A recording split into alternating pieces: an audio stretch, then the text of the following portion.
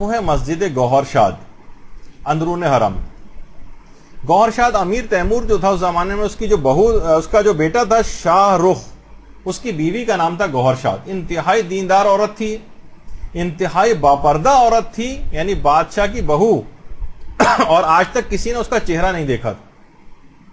چاہتی تھی کہ حرم امام رضا میں ایک شاندار مسجد تعمیر کروں. اس کا نام تھا گوہر شاد. دیکھیے آج تک اس کا نام باقی ہے، مسجد گوہر شاد کے نام سے. اچھا، اس نے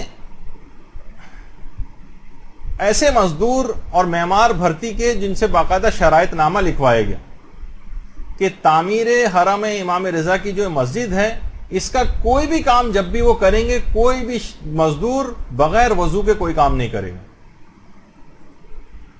شرائط نامہ لکھوائے گا، کوئی مزدور آپس میں لڑائی جھگڑا نہیں کرے گا، کوئی بد زبانی نہیں کرے گا، حرم کے احترام کا مکمل خیال کرے گا، اور مسلسل ذکر خدا زبان کے اوپر انجام دیتے ہوئے تمام تعمیرات اس مسجد کے کام کرے گا. بار برداری کے جو جانور، جو سامان وامان کو لے جانے کے لیے ہوں گے، ان میں کوئی بھی جانور کو بھوکا پیاسا نہیں رکھا جائے گا. کسی پر اس جانور کی طاقت سے زیادہ بوجھ نہیں لادا جائے گا، خواہ زیادہ چکر کیوں نہ لگانے پڑیں. جتنے چکر لگائیں گے اس کا دوگنا کرایہ میں اپنے پاس سے ادا کروں گی. دیکھیے گوہر شاد، کسی جانور کو مارا نہیں جائے گا. اور گاہے بگاہے وہ گوہر شاد معائنے کے لیے بھی آتی تھی. جب معائنے کے لیے آتی تھی تو مسجد کا اور حرم کا وہ علاقہ خالی کروا لیا جاتا تھا تاکہ اس پر کسی کی نگاہ نہ پڑے. تو اور نقاب اتار کے پھر وہ معائنہ کرتی تھی. ایک دفعہ باقاعدہ آواز لگائی گئی، سب حرم کو خالی کروا لیا گیا. مزدور ایک جو مینار پہ چڑھا ہوا تھا، اس کو آواز نہیں آئی. دیکھیے جو یہاں کی تاریخ بتائی جاتی، آواز نہیں آئی، وہ کام کرتا رہا. اس نے نقاب اتار کر اور شروع کر دیا معائنہ کرنا. اس مزدور نے جو اوپر سے دیکھا، تو جیسے کہ عام طور پر ڈراموں وغیرہ میں بھی آپ کو دیکھنے میں آتا ہے کہ وہ عاشق ہو گیا ان کا، یعنی باقاعدہ اس کی تاریخ ہے. اچھا، یہ بتا دیا جائے کہ اس طرح کا جو عشق ہے یہ اپنے تمام لوازمات کے ساتھ حرام ہے. اور اتنا زیادہ اس کے اندر گرفتار ہوا کہ یہاں تک کہ بیمار پڑ گیا. عشق مجازی کی ایک نحوست یہ بھی ہوتی ہے کہ اس سے تمام اس میں بیمار بھی انسان ہو جاتا ہے. اچھا، مینار کا بہت ماہر تھا، کام سارا رک گیا. بہت مختصر کر کے وقت ختم ہو گیا، اس وجہ سے جا رہا ہوں. اچھا، کیونکہ بہرحال گوہر شاد بہت رحم دل تھی، جانوروں تک پہ اتنا رحم کرتی تھی، تو اس مزدور کی عیادت کے لیے گئی اور کہا کہ کم سے کم اس کو تو کسی طور پہ مکمل کرو مینار کو. اس نے کہا کہ مینار مکمل کرنے کی میری ایک شرط ہے، وہ شرط یہ ہے کہ مجھ سے شادی کر لو. مزدور نے کہا، حیران رہ گئی، کہنے لگی ارے میں شادی شدہ عورت ہوں. کہا کوئی مسئلہ نہیں، اپنے شوہر سے طلاق لے لو.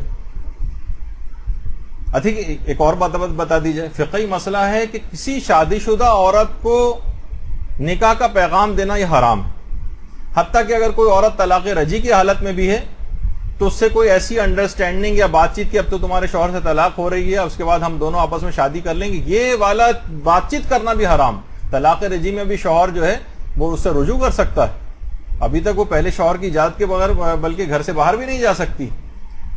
تو وہ حیران رہ گئی، کہا کہ نہیں، تمہیں اپنے شوہر سے طلاق لے لینا.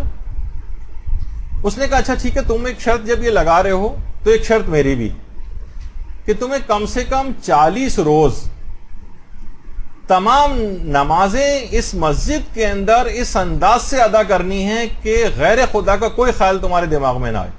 مکمل اخلاص کے ساتھ تم انجام دو گے، تمہیں اپنے شوہر سے طلاق لے کے تم سے شادی کر لوں. کسی غیر خدا کا یہ تمہیں وعدہ کرنا پڑے گا مجھ سے.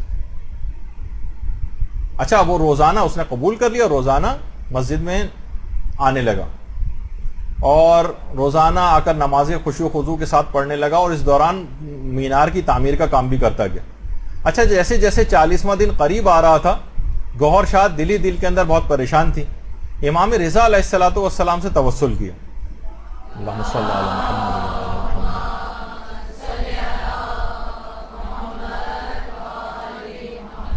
کہا کہ شوہر سے میں بہت زیادہ محبت کرتی ہوں، اس نوجوان کا دل بھی میں توڑنا نہیں چاہتی، مولا آپ ہی کوئی حل بتائیے. 40 روز گزر گئے، وہ نوجوان آ گیا. پوچھا کہ ہاں کیا ہوا؟ کہا کہ ہاں 40 روز مکمل ہو گئے. کہا اب کیا ارادہ ہے؟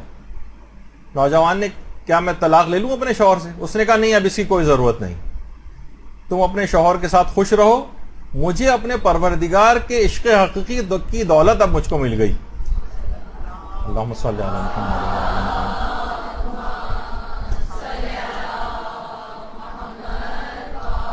اب مجھے کسی دنیاوی عشق کو حاصل کرنے کی کوئی ضرورت نہیں، مسجد کے مکمل ہونے تک حرم امام رضا میں روزانہ نوجوان اس لحاظ سے وہاں آتا رہا۔